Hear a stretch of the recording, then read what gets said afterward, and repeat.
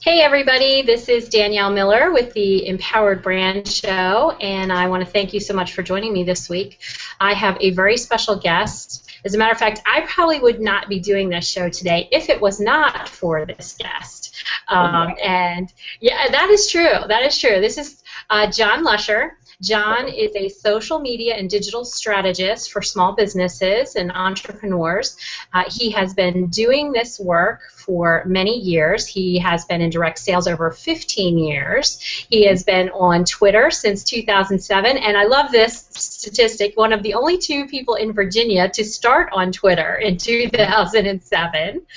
He is a dad to 3 furry four-legged cats, and I know he's in Virginia Beach, and I know that he loves the beach, and is a fellow coffee addict like me. So, John, thank you so much for being on today. Well, thank you, Danielle. I appreciate those kind words, and you're right. Like we were talking about before we went live, it's amazing how this social medium has created friendships and business relationships, and just we've gotten to know people that otherwise that we'd have probably never seen. So I'm happy to be part of it, and very happy to have known you over these past few years. So thank you. Yes. Actually, we've probably known each other since 2009, maybe 2010.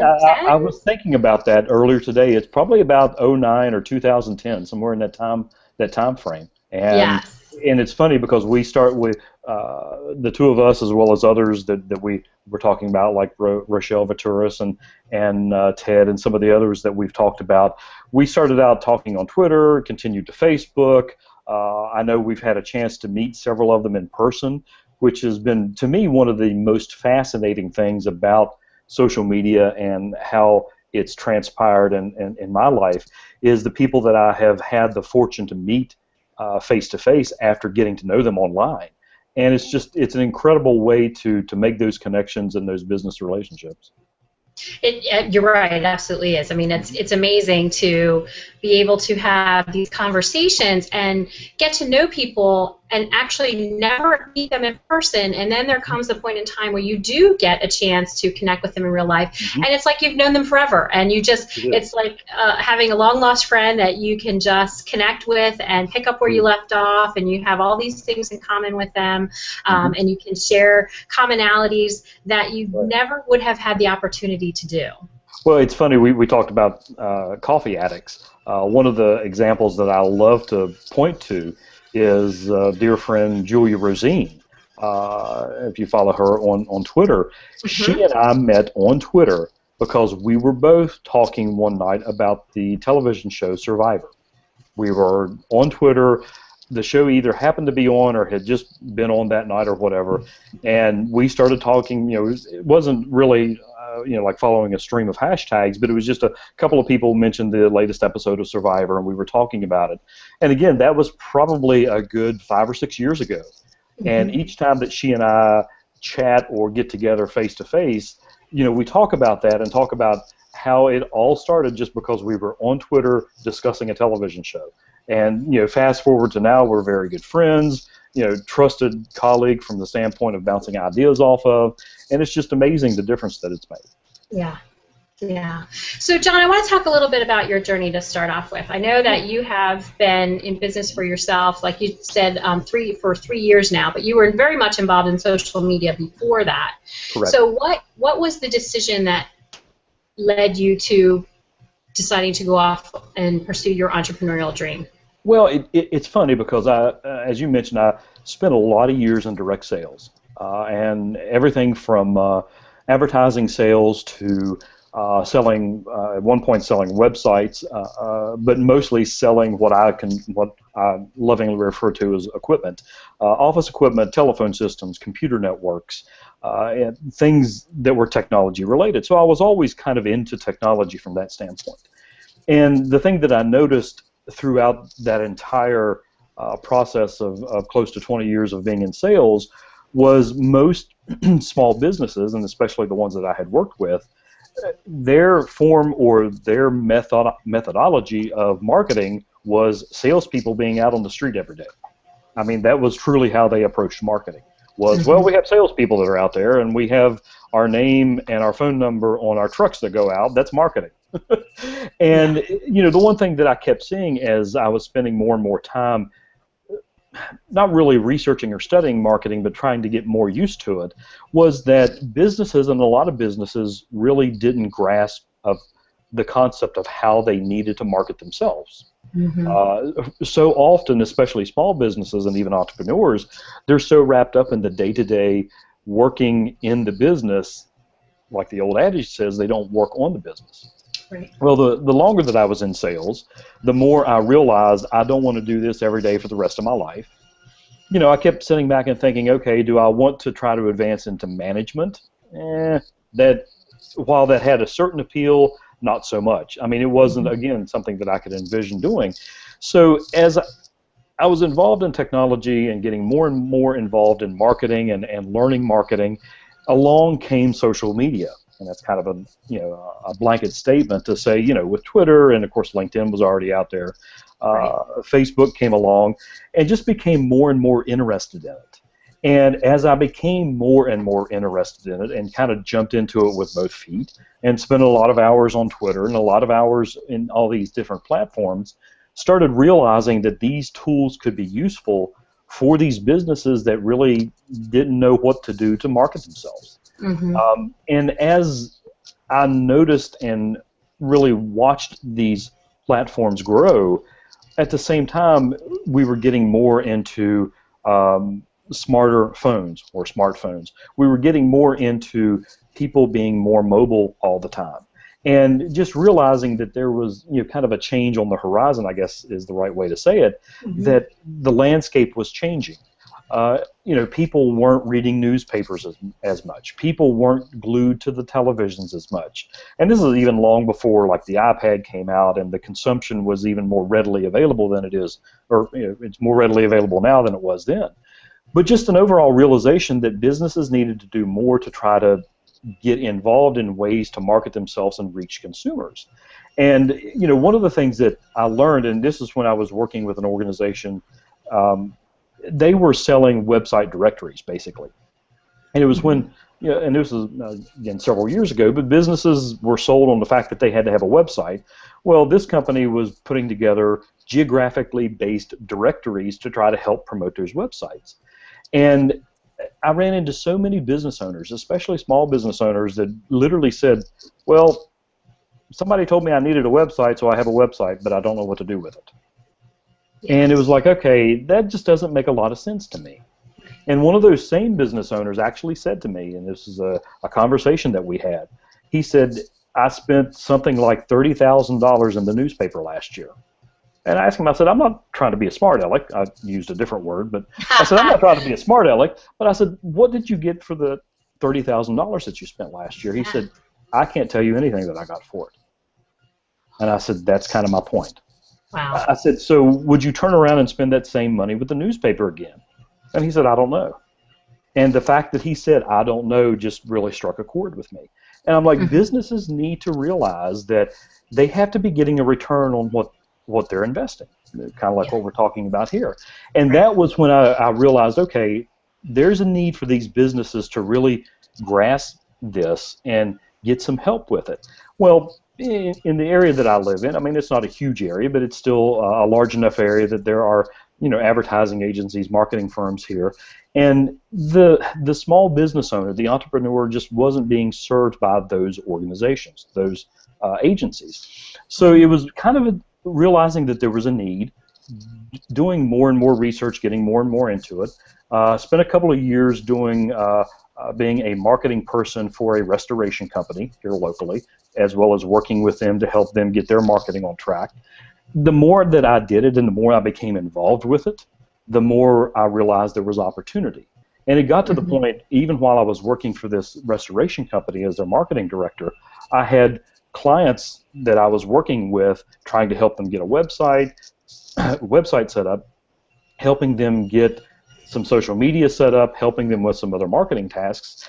And it honestly, Danielle, got to the point I was like, okay, it's kind of a fish or cut bait. I either need to jump into this full time or I need to just give it up and stay in the marketing world.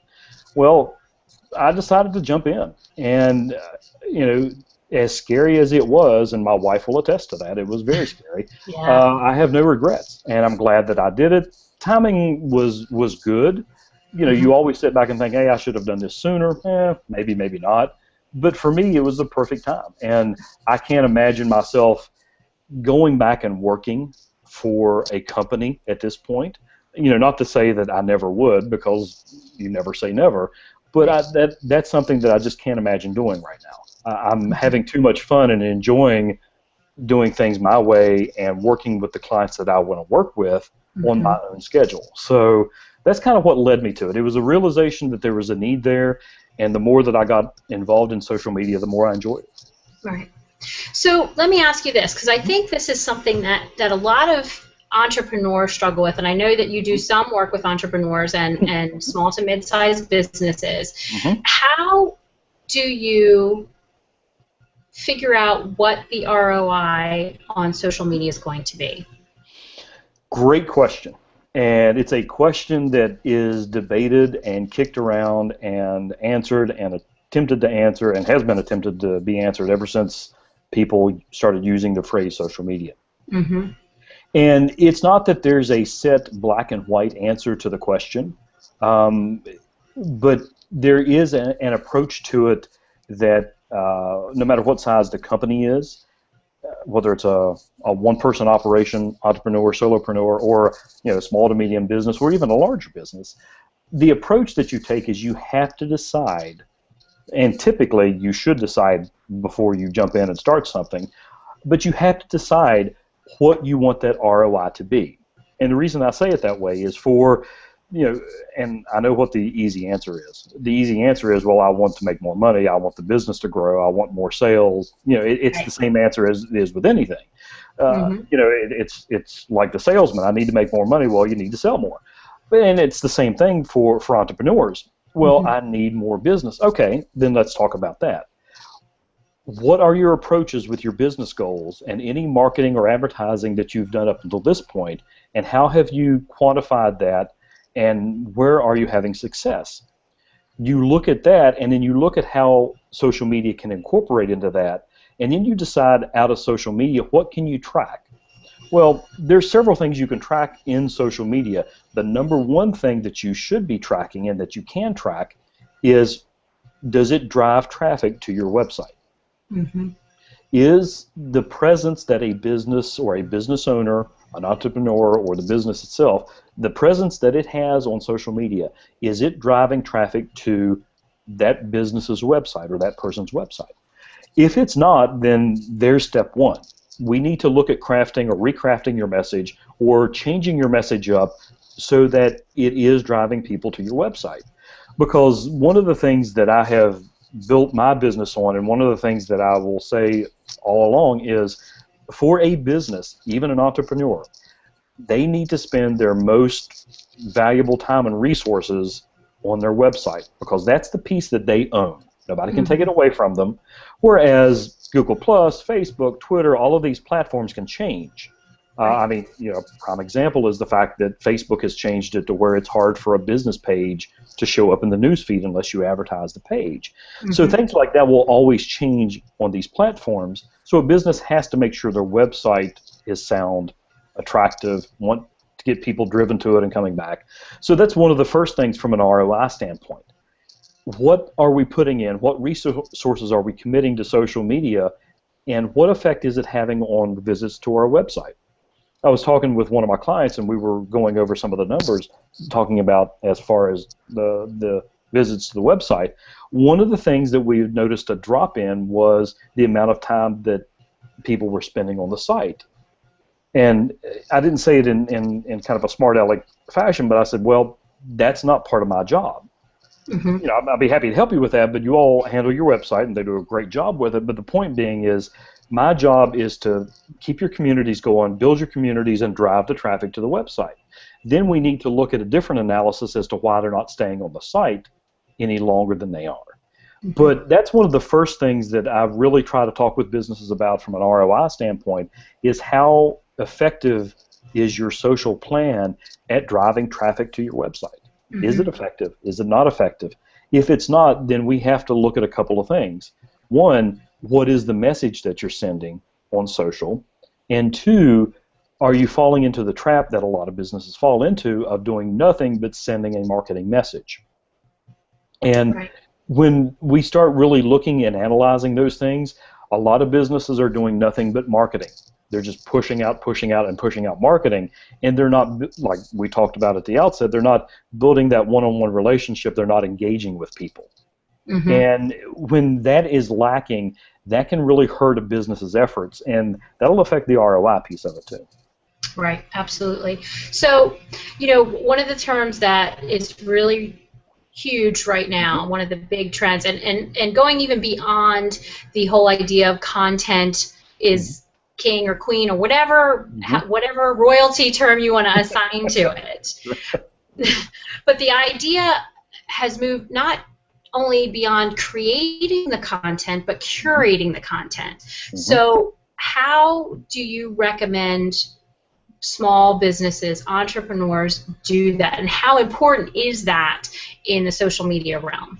Well, as we all know, within social media, and the phrase "content is king" it's still appropriate, but you're right. It's more the curation of the content is what it's shifting to.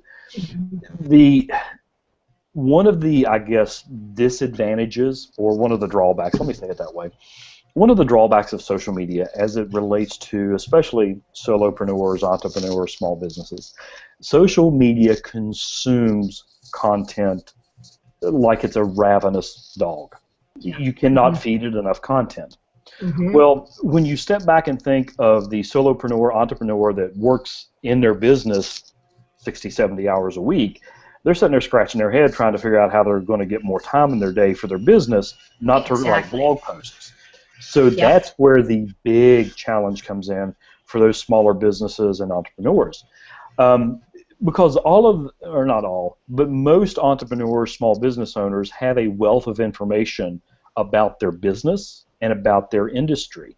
And if they've been in the business for any length of time, if you could sit down and pull it out of them, you could literally fill volumes as far as publishing that data, that information. The hard part is getting that information, getting it formatted, getting it onto a blog or onto social platforms or something that makes sense. And that's one of the challenges, especially working with someone that really is running the business themselves. So it takes a little bit of time of working with them as far as getting that content. Because I think for businesses, depending upon their market, and every business, every market, niche, demographic that they are going after is different. But depending upon their market and their business, having that ability to publish that content, whether it's long form like on a blog post, or even if they're not to the point of having a blog on their website, maybe on Google Plus to where they can publish more long form, something to where they can get that information out there. Because it does several things. It creates them, or it builds them as a thought leader. It shows people within their industry that they know what they're talking about. It shows potential clients or customers that this is the expert in this field. This is the person you need to be going to. I have a friend of mine that works with a law firm, and the gentleman, and it's funny because everybody thinks about lawyers and social media and advertising, and they kind of snicker because we've all seen those really bad attorney commercials. Well, this guy takes a completely different approach. He has literally hundreds of YouTube videos out there that he does like a quick 2 or 3 minute video about something specific in his field of law. The thing about it is, if I needed an attorney, he would be the first person I thought of because I see those videos. Right. I see him talking about it. And again, it's literally like you and I are sitting here talking. He's sitting in a conference room talking about a topic for 2 minutes. Mm-hmm. It's nothing big. It's not a big production. It's not anything that he has to, I'm sure based upon his experience, he could rattle these off almost in his sleep. So it's not something that he has to spend a tremendous amount of time doing, but he can take it and talk on a topic for probably 10 minutes, and they chop it up into half a dozen videos, which is perfect for what he's doing. Well, most businesses can do that, or most entrepreneurs can do that, thinking about their business, but it takes someone getting them and guiding them and getting that done.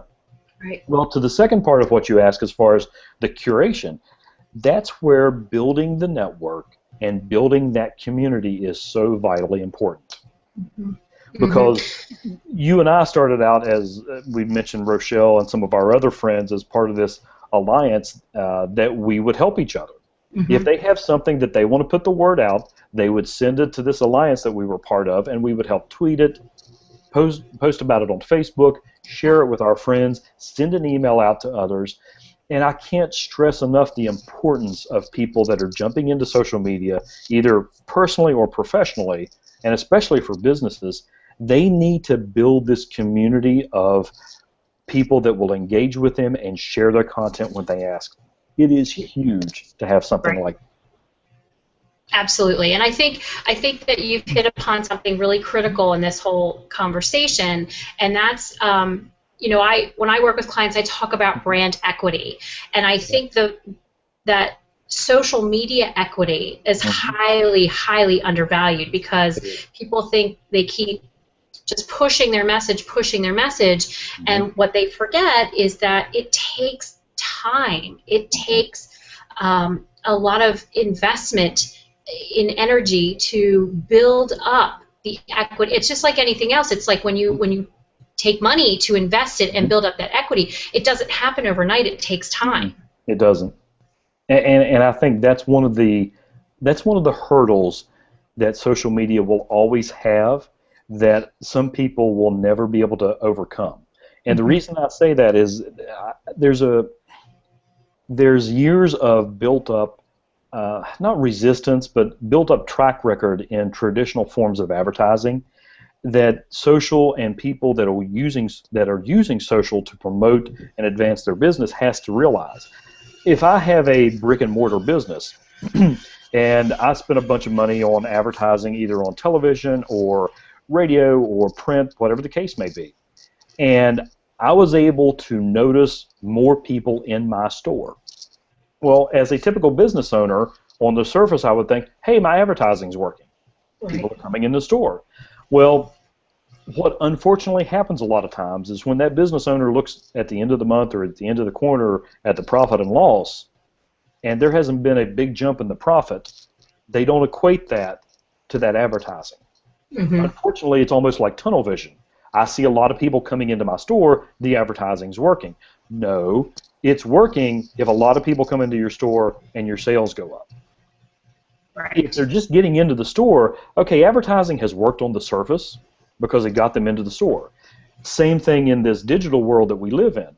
If all of your efforts are working because you've seen the numbers go up when they go to your website, hey, that's fantastic. But what then?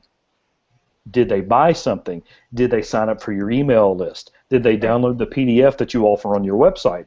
If the answer to all of those questions are still no, well, then there's still something missing in either your marketing approach or your social approach, or there's something missing on your website side or on your brick and mortar side. So building up that equity and being able to have somebody take the message that you're putting out and broadcast it to their network is huge, but the ROI is still going to be based on what that message is, and is there a need for what it is that is in that message. Right. And I think too that particularly in this digital age, and in this age of this, I think our minds are growing more ADD because we're so inundated with information all the time, and we're constantly in information overload. That the how you can over time build the engagement and build the community and build the trust and have a message that I think people resonate with and get behind is where a lot of entrepreneurs are still not quite sure how to figure that out. I think they struggle with figuring that out, and I think they see, and I'll say this in an unfortunate way, I think they see what appears to be quick success stories in social media, and it clouds their judgment. Because for a business typically does not have a positive, quick success story in social media. A business can stumble and stick their foot in their mouth and become popular on social media, but that's not what they're after. Right. But for a business to have a real positive experience and build a strong community, unless they're the Coca-Colas of the world, but for a small business, small to medium business to have that success, it is long term.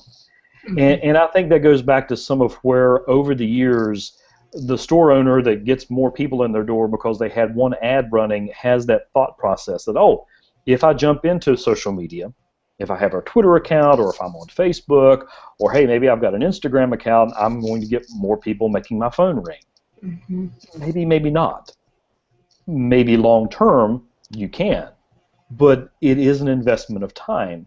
And I think you have truly hit on it where we are more ADHD. We expect results much more quickly. We want it now. We want the results now. And it's something that when I talk with a business owner, and as we were talking about before we went live, when I talk with a business owner, whether it's an entrepreneur or a small to medium business owner, and we start talking about the services that I provide and maybe putting together a proposal for them and talking with them, I can really, one of the things that I have learned as far as judging how serious they are is I always, when I put a proposal out and sit down and go over it with a prospective client or we discuss it, I always put it down as a one-year contract. Mm-hmm. Their reaction to that one-year contract tells me a lot. And here's why. And I would like to say that I had a brilliant mind and that's why I came up with this. But since I'm on camera and you'll be able to see it in my face, I don't want to say that. But what I have learned, again, through trial and error of being a business owner is it takes a good year of investing time, energy, and effort to either building or rebuilding or successfully promoting and working a social platform for a business to really see much of an impact. It's a 6 to 12 month window. Yeah.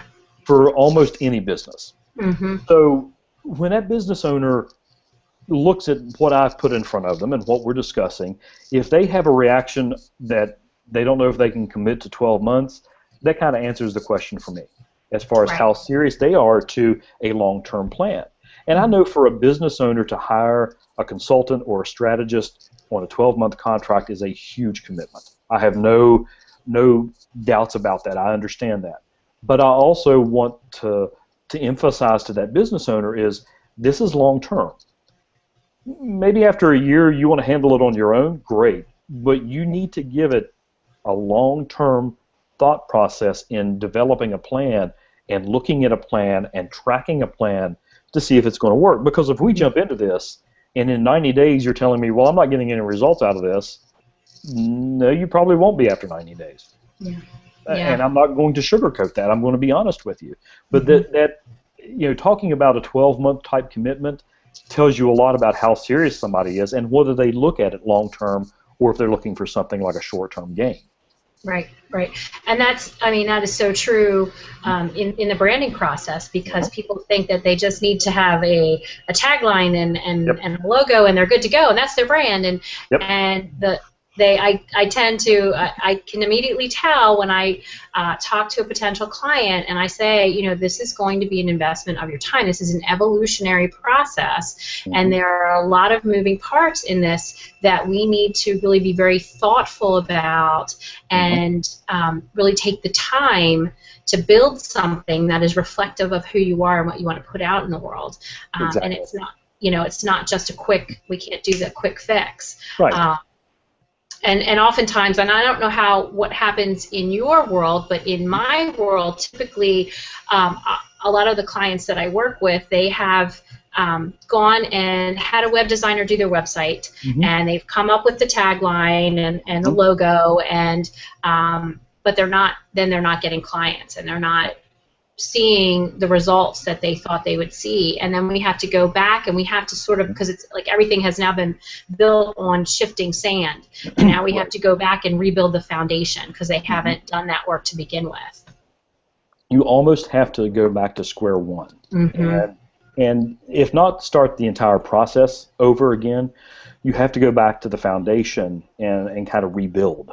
And with some businesses, they are so opposed at doing that, either because they fear that long-term is going to take too long, or the process before was so painful that they don't want to revisit it. Mm-hmm. And it's funny because you can tell people that, or you can tell business owners that have really thought out their business and their business plan and what they're doing. If you ask them, say, describe your business to me in 1 or 2 sentences. What are your business goals? What is your niche market? Mm-hmm. And there's simple questions. And while the answers may shift and change as the business grows and expands or markets change, I get that. Mm-hmm. At the core, a business owner should be able to answer that.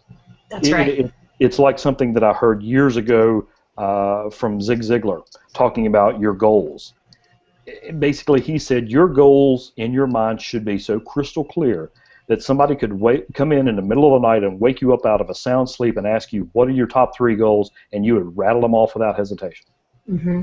And I equate that to business owners thinking, okay, this is my business, this is my market, this is our focus, kind of the same thing. And a lot of times that is in the mind of the entrepreneur, but it may not be necessarily on paper, but it may not be being conveyed to the employees, number one, but more importantly, to the public. The public, absolutely. They know what the business is or what the business is trying to accomplish, but that's not being conveyed. And that gets back into more with the branding like you're talking about and what you specialize in, that businesses, I'm afraid that too often businesses take branding and all of it and they lump it all together. Yeah. They lump branding and marketing and advertising and all of that under one umbrella. And while it can be, it really isn't. Right. They're all interconnected, but they are separate entities, and everything starts with the branding. Everything starts with the branding. And it was funny. I was at an event on Thursday and met up with a client that I had from 2 years ago, and she's moving into some new and bigger things. And she was working with a new web designer about some of these things. And she said, I still take out my brand compass report, and she said when some of these ideas were coming at me, and I knew immediately that although they were great suggestions, they did not work for my brand, for what I value and how I want to show up in the world, and it was crystal clear. Yeah, and that's literally what it needs to be for each brand. They need to say, okay, this is my brand, this is my message. Now, having said that, that doesn't mean that every post that you do on social media or every blog post or every Twitter interaction or whatever, that doesn't mean that it's all 100% brand 100% of the time, because people tune out to that. But when you're talking about your brand, when you're talking about your business and what you offer to potential clients or customers, that focus is crystal clear in your mind. That also makes it a lot easier to track, going back to talking about ROI. That makes it a lot easier to track. I was talking last week. I have a client in Northern Virginia that I work with. She owns a title and escrow company, as well as she owns an insurance agency. She's kind of in 2 different directions. Well, she got me in front of a realtors association to talk about social media, and I was zeroed in on Google+, Pinterest, and YouTube. And here's why. Most real estate agents are part of a larger firm, so they may have their own dedicated website, or they may have a website that's off of the firm's or the agency's website. Right. So I said, for the individual realtor, I said they have to differentiate themselves. Either they want to sell commercial, they want to sell to families, they want to zero in on baby women, boomers, whatever. Whatever. They need to zero in on something. And I said, the most bang for the buck for a realtor that wants to handle their own social media and their own online presence is to use Google. I mean, you have the search, the SEO piece of it if you're using Google Plus and YouTube actively. You throw in Pinterest. You also have that search capabilities because Pinterest is great for search, but you're also going to hit that huge demographic of women on Pinterest. And I said, if that's your goal, if that's your niche that you're going after, I said, here's some things that you have to look at. And I said, it's easier to work with these platforms than it is some other platforms. Yeah. But I said, going into it, decide, how am I going to track this? Am I going to track it by phone call, by what I sell, by click-throughs to my website? How am I going to track this? Am I going to track it by the people that are engaging with me in the community, by people that are talking to me on Twitter? One of my clients that I work with in working to build their Twitter accounts, and they have multiple Twitter accounts. In working to build those accounts, we've gotten them to where people will retweet what we're putting out there without us asking them to. That is a huge win. That is kind of like that. This is what we've been going after. You've built it to the point that people want to share your information. That's trackable. But you have to decide going in, how am I going to track this, and what's most important to me? And I know at the end of the day it's dollars and cents. I get that. Absolutely. It has to equate to dollars and cents, but there's steps along the way before you get there. That's right. And I think you hit upon something else really important, and I know we're running a little bit over, but this is such a juicy topic to talk about. We're going to wrap it up in about 5 minutes here. But the other thing that I wanted to just briefly touch on is that not every platform is right for every business or for every individual, and figuring that out is huge. It really is. And for an entrepreneur or a solopreneur, even small business, if you're going to handle it yourself, the first thing to do is say, okay, what's going to be the best platform for me? The example that I referenced, the attorney, the best platform for that attorney is YouTube and Google+. Forget the rest of them. And he owns it in his niche. For another business, it may not be. There are a lot of businesses that may not lend themselves to a visual appeal, and that's okay. Then they want to stick with other platforms, maybe pour more into LinkedIn, maybe build more of a community on Facebook or Twitter. But if it's a business that really is a visual medium, then they should be looking at Pinterest and or YouTube and or Instagram.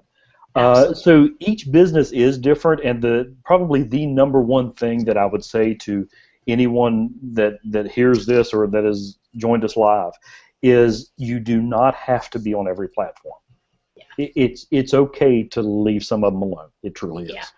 Yeah, absolutely, because that's overwhelming. That is just ridiculously overwhelming. And unless you immerse yourself in social media, like some of us do, we love all the platforms. But some more than others. It's funny that you should say that, but there are still some that are our favorites. Yes, absolutely. And it's funny because being involved in all of them just so that I know all of them, I still to this day, and it's because I'm an old man, I still to this day don't have a lot of fun with Snapchat, even though I snap with some people because I like to use it and know the platform.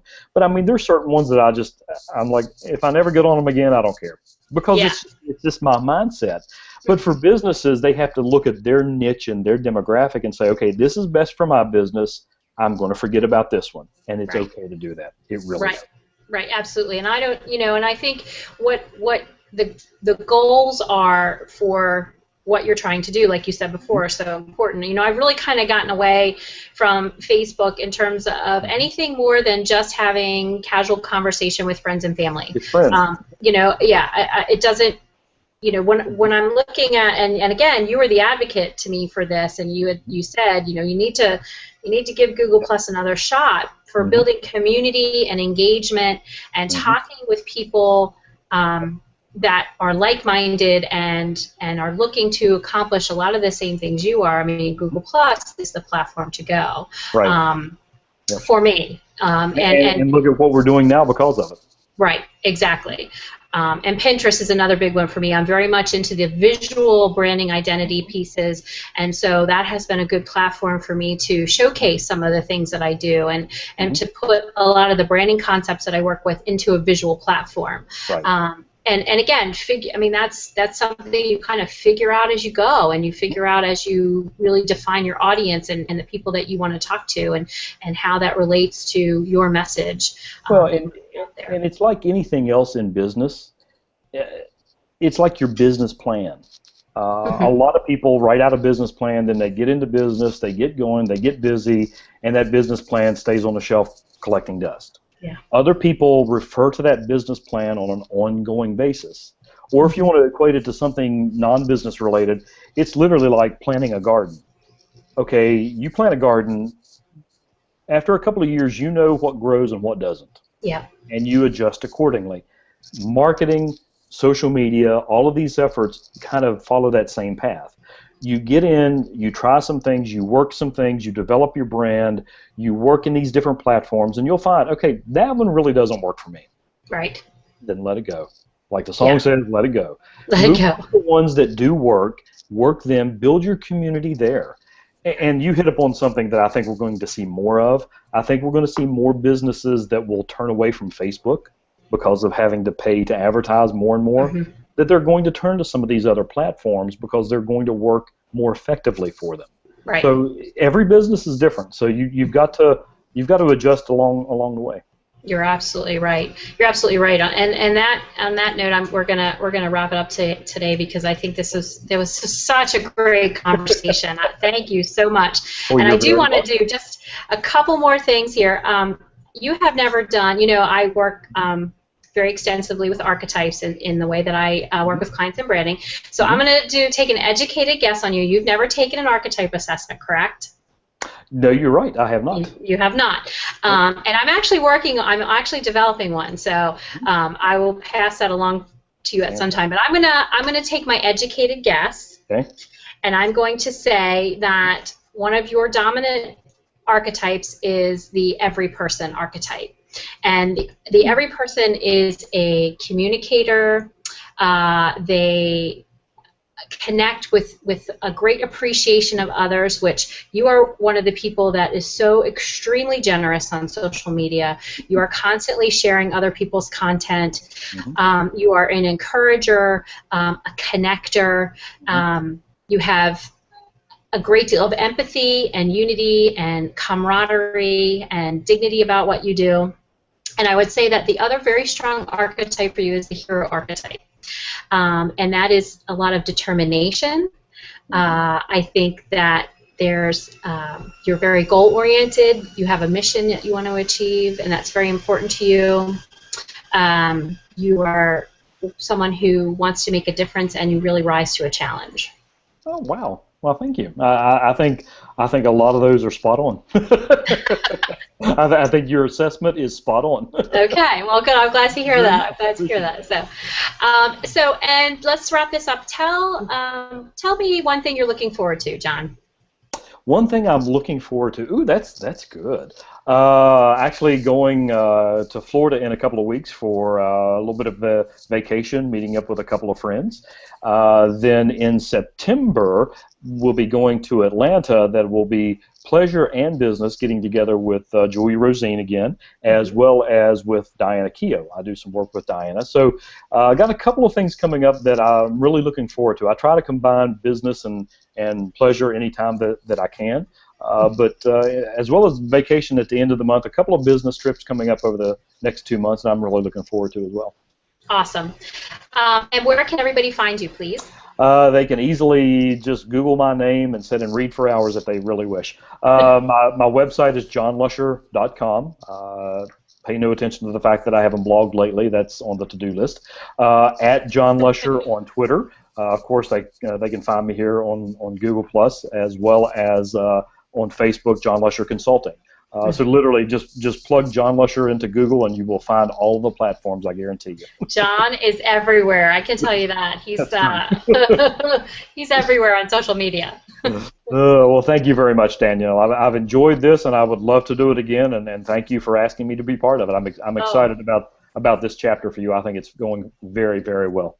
Thank you. I appreciate that, and I'm definitely going to take you up on that on doing it again because I think we can easily continue this conversation on several different occasions because it's so fascinating and so timely and so relevant for so many people. So I do so much appreciate you taking the time to join me today.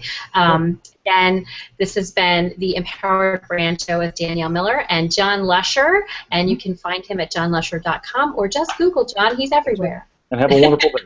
There you go. All right, thanks again, John. Thank you.